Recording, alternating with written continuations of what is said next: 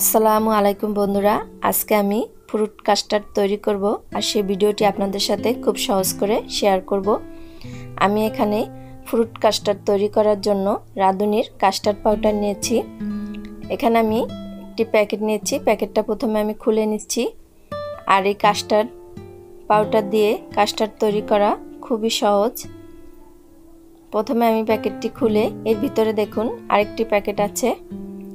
এই প্যাকেটটি এখন আমি কেটে নেব।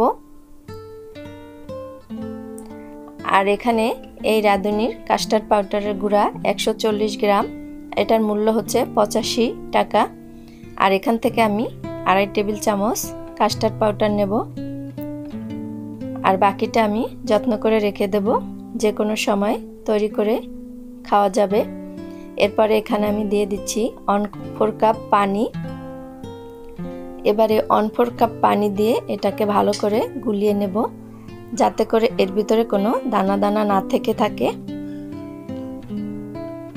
আর এই 2.5 টেবিল চামচ কাস্টার্ড পাউডারের জন্য এখানে আমি 1/2 লিটার দুধ নিয়েছি। আর নিয়েছি 4 টেবিল চামচ চিনি। এই চিনি আর দুধটাকে কিছুক্ষণ নেড়ে চেড়ে এরপরে চুলাতে 2-3টা বলক এনে নেব। এভাবে চিনিটা গলিয়ে নিতে হবে। আর যখন 2-3টা বলক চলে আসবে, এভাবে দুধটা 2-3টা বলক চলে আসছে, এরপর আমি চুলার আঁচটা একদম লো করে দেব। দিয়ে আমি যেই কাস্টার্ড পাউডারটা গুলিয়ে রেখেছিলাম এখান থেকে অল্প অল্প করে দুধের ভিতরে ঢালবো আর অনবরত নাড়াচাড়া করতে থাকবো, যাতে করে এটা দলা না পেকে যায়। চুলার আঁচটা কিন্তু একদম লো আঁচে থাকবে। এভাবে ঢালতে হবে আর নাড়তে হবে। দেখুন, এই কাস্টার্ডটা তৈরি করা কিন্তু খুবই সহজ, যে কোনো সময় যে কোনো টাইমেই তৈরি করে বাসায় খেতে পারেন। এভাবে দেখুন নাড়তে নাড়তে কাস্টার্ডটি ঘন হয়ে গেল। দেখুন কতটা ঘন হয়েছে, এটা আপনারা দেখে বুঝতে পারছেন। এবার আমি এটা নামিয়ে ঠান্ডা করে নেব। এটা ঠান্ডার জন্য অপেক্ষা করব। দেখুন এটা ঠান্ডা হয়ে গেছে।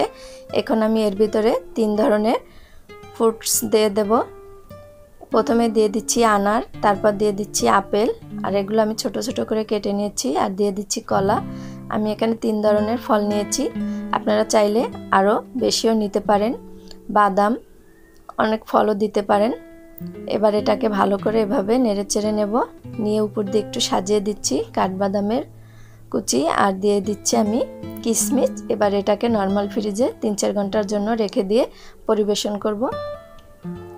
আশা করছি আজকের এই ভিডিওটি আপনাদের ভালো লেগেছে। ভালো লাগলে অবশ্যই কমেন্ট করে জানাবেন। আর আজকের মতো এখানে বিদায় নিচ্ছি। আসসালামু আলাইকুম।